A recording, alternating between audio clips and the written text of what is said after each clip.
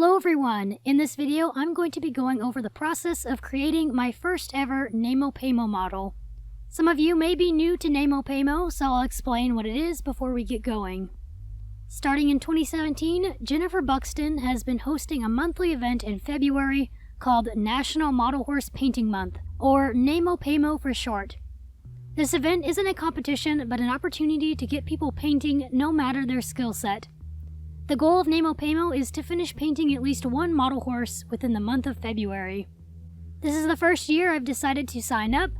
According to Jennifer Buxton, 932 other people signed up for Nemo-Paymo this year. That's a crazy amount of model horse painters. Now let's get into the creation of my model, starting with the concept. I knew from the beginning that I wanted to do a decorator on either a stablemate or a classic scale model. I ended up choosing to do a robot horse inspired by the video game Detroit Become Human. The idea I had in mind was a complex decorator, and it was going to need some planning on the design before I even started putting paint on the model. My original idea was to do a white chassis android horse, like the androids in Detroit Become Human without their skin, but the canon versions of these androids are a little plain, a little boring. There isn't much contrast in the design, except under the chassis, which we get a glimpse of in the Kamsky ending of the game. But otherwise, I think if I painted a model following the canon android appearance, it would end up looking like I barely painted the model. So instead, I turned to concept art for Detroit Become Human, done specifically by Mikhail Ligar. I'm probably pronouncing that wrong. There's a lot more depth and detail in these different concept art designs. I was especially drawn to the incorporation of blues and blacks, and how these designs have a lot of focus on human anatomy, but in a more futuristic android-looking form. I thought it'd be interesting to bring that same idea to a model horse. I ended up basing this model off a blend of the particular android RK900 and the Detroit Become Human concept art. I wanted to plan out the majority of what I wanted to do digitally before I started anything else, so I used the concept art by Mikhail Ligar for reference, along with diagrams of horse musculature. I took photos of the mold I was going to be using for my Nemo-Paymo horse, which is the classic scale show Thoroughbred without the mane and tail. I uploaded the photos of that model into Photoshop and began drawing over the model. I first blocked out lines based on a horse's musculature and went from there on designing and coloring it. I played around with a couple different versions, such as using gray or silver metal plates into the design, but I decided I liked the design without those. The design I ended up with wasn't necessarily set in stone, and I did end up making changes along the way on the model when I was painting, but it gave me a really good start on what I wanted the overall model to look like. Next up was prepping the model. This model didn't have a huge amount of prep work that needed to be done, but it did have a few things. There were some rough patches I needed to sand down with sandpaper, and I also wanted to thicken up the tailbone a bit, as it looks really thin and short here. It wasn't really a complete tailbone as it was. This particular model was originally meant to have mohair on it, so a little bit of tail that was there was really only meant to be enough surface area for mohair to stick to. If you've never seen horsetails without their hair, actually look really weird. With this guy, I want to try and make it look somewhat pleasing. I did use some photos of real tailless horses as references, but it didn't need to be completely realistic, so it primarily came down to making the tail what I thought would look good. For the sculpting of the tail, I would have normally used epoxy sculpt, but I didn't want to currently open up my brand new sealed containers of epoxy for this very small amount that I needed done. I don't have any immediate plans to do sculpting on other models at the moment, so I just really didn't want to open up those containers and risk the epoxy getting dried out before I could really use it. So I decided to go ahead and use a different method, which I actually hadn't tried before, involving crazy glue and baking soda. This method is mainly used for fixing models with broken ear tips. It involves putting a bit of crazy glue on the area that needs to be repaired and then sprinkling baking soda on top of it, which causes a chemical reaction that instantly hardens the glue. And you basically just repeat this process until it's built up enough to your desired size of whatever you need to fix or repair, or in this case adding a new tail. This was my first time using this method, and I'm honestly not a huge fan of it. It's a lot trickier to maneuver and build up into the right shape than I thought it would be. Just trying to lengthen the horse's tail ended up in this big globby mess. Then I had to sand it down into the right shape, which took a terribly awful long time to get it into the right shape that I wanted. While I am glad I tried out a new method I had never used before, I think I'm going to stick with epoxy sculpt from now on.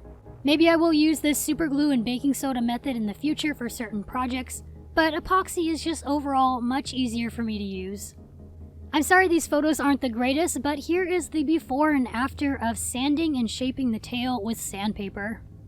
I was going to start priming my model at this point, but I ended up getting a new Dremel, so I decided to have some fun with it, carving out the inside of the model's ears a little bit too. Now that the model had his new tail and was sanded, he was ready for primer. Unfortunately, I did run into some issues when priming and got kind of annoyed with it. I didn't feel like spending any more time prepping the model. It was a couple days into February at this point. So while yes, the model technically needed some more prepping done, some areas needed sanding or filling in, but I decided to just leave it be at this point and continue on, hoping to be able to hide a lot of those prep flaws in the painting stage. And it turns out later on that those flaws were kind of covered up. Since this guy is a decorator and has a complicated design, it was a little easier to hide those prep flaws than it would be on a realistic model. After the model was primed, I took a pencil and started drawing out the designs on the model, referencing that earlier image I drew in Photoshop. I basically turned my model into a paint by number. Here's a photo of all the paint colors I ended up using on this model. I then started to actually paint my model on the 4th of February. Unfortunately, since the model has a lot of white in his design, he required a lot of layers of white paint. Even though the primer was white, I still ended up having to do a lot of layers of white paint on him. The first day I started painting him, I started getting some of those layers of white down in sections and blocking in some of the other colors. He was in the ugly stages of painting for quite a long time. I didn't keep track of his painting progress as well as I should have for this video, but I did take some progress photos of him between painting sessions when I remembered to. It was difficult in the beginning to feel like I was getting very far as I kept making little mistakes in the white areas of him that had to be fixed via painting many more layers of white over him. I swear, I've painted so many layers of white on this model. I ended up having to repaint some of the other areas of the model as well. I blocked in the blue areas with a darker blue than I should have, so I had to go repaint over those with the lighter teal blue. Along the way, there was an aspect of the model's design that I changed, which was with his face. His face was feeling pretty bare in the original design. It was just a little bit too much white going on. So I decided to add dark blue to his muzzle, and then the teal and medium blue to just behind his muzzle. I put a thin layer of pearls, semi-glittery paint over all the white areas on the model to give it a little shine and make it look a little more cohesive with the other metallic paint. I later, however, ended up repainting over it all again with white paint, because in some areas the pearly paint just made the model look dirty instead of shimmery. Midway through the month, I finally started to shade in blue areas of the model, which in a way was my favorite part to do, and it was really helping me feel like I was getting some progress done. To begin the shading, I started off with the medium blue metallic paint.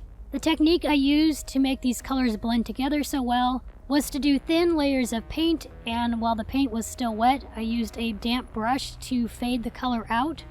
It's a little tricky to explain with just photos, and I did not get any video of me doing this, but I'll try to do a video in the future to show how I blended the colors using only acrylic paint and paintbrushes. When I shaded in the medium blue, I made sure to keep some areas that light teal blue as highlights. Here you can see the difference between the medium blue shading and then the areas that hadn't had any shading done on the model yet. Once I finished with the medium blue, I then used the dark blue. This is the same blue that I used for other areas on the model. I used this darker blue to further the shading and make it have even more contrast.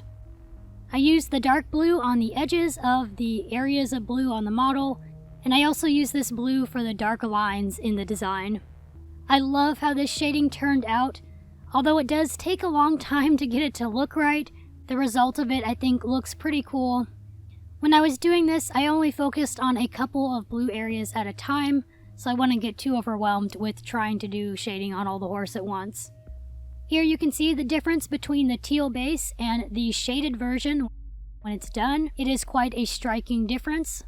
In some areas, I did end up having to add a little of that light teal color back in on top as highlights if some of that shading got lost when I was doing the other blue shading. But I was happy to see that redoing that light teal color over top on some areas ended up turning out pretty good. I wanted the triangle on the model's shoulder to have a kind of shimmery look with a lot going on, much like the triangles on the Detroit Become Human Android uniforms. So I built up multiple layers of multiple shades of blue. I knew the gray chassis seams I wanted to do on the model would be very difficult to paint with a brush, so I bought a thin gray paint pen to draw them on more precisely. However, the pen ended up being even more difficult to work with, and it was not as thin as I wanted it to be. I did a test of it on the model's belly, but I really wasn't liking how it was looking and it was difficult to use, so I ended up digging up some old silver paint that I had and painted the lines on instead.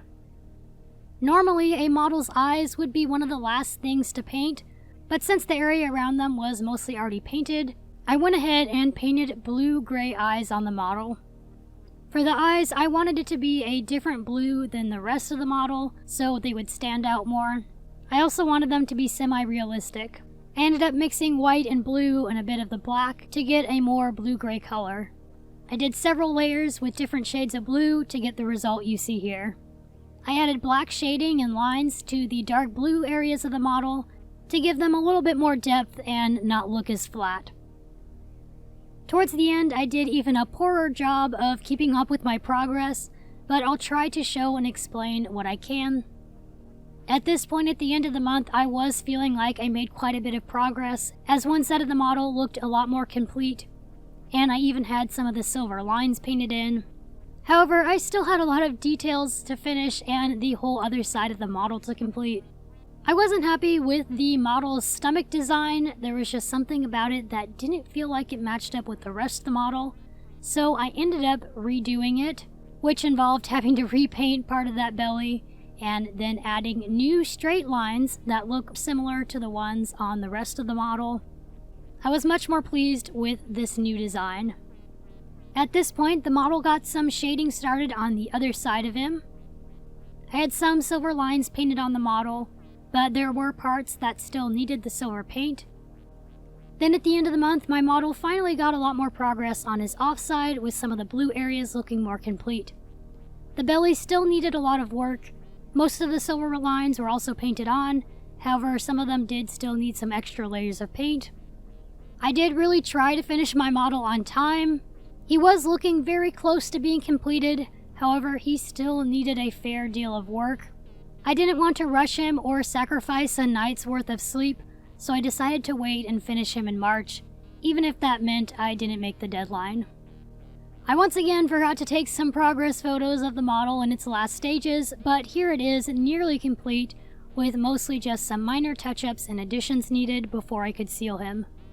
I've had to paint so many layers of white on this model over the course of its paintwork, and I've had to repaint so many areas that I've messed up, that I was looking forward to being done with him. I thought the blue circle on the horse's head and chest were a really pretty color now, but they looked a little odd as they were, so I went ahead and outlined them with the dark blue paint. I finally finished him, and I actually had to force myself to stop working on him. Despite me wanting him to be done, I kept finding new things on the model that needed to be fixed, or areas of shading that could be improved, and so on. I eventually just had to tell myself to stop, that he's complete. I can't keep painting him at this point or I will just never finish him. Therefore, I finally declared that my model was done being painted and now it was time for him to get sealed. I first used Krylon matte spray, which worked, but it ended up really dulling the pretty metallic look of the blues on the model. This finish would have been perfect for a realistic model, but this guy needed a little more shine. I went ahead and bought some Krylon satin finish and used that on top of the model instead. The final step was gloss. I used Liquitex high gloss varnish finish on the model's eyes, nostrils, and hooves. I was gonna leave it at that, but I liked the look of the gloss so much that I realized it would look really great over the blue areas of the model. In my original concept of this model, I wanted the blue areas to look like they're inside the model, and using the gloss just helped sell that effect. I unfortunately came down with a cold during this stage and wasn't able to finish the model until much later in March than I had planned, but after I painted the last bit of gloss and it dried, my model was now officially complete.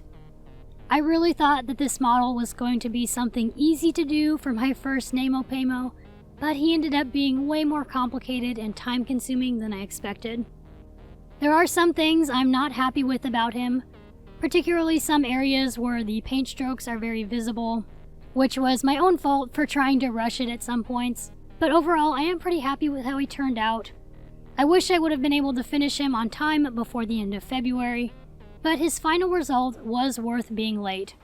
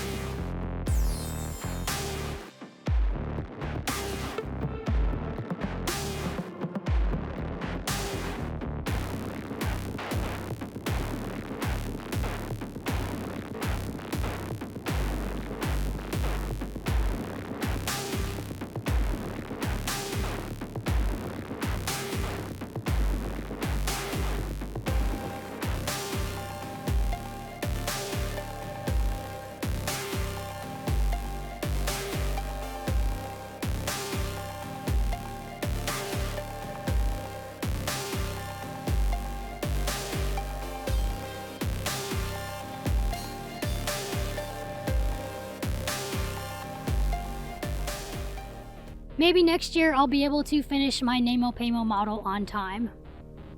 I hope you guys enjoyed this video. I know I don't do too many videos about customizing, but I am going to try to change that and do some more videos here and there. If you entered Nemo-Pamo this year, let me know what you did. What model did you paint? Thank you for watching. I hope you guys have an awesome day, and I will see you in the next video. Bye everyone!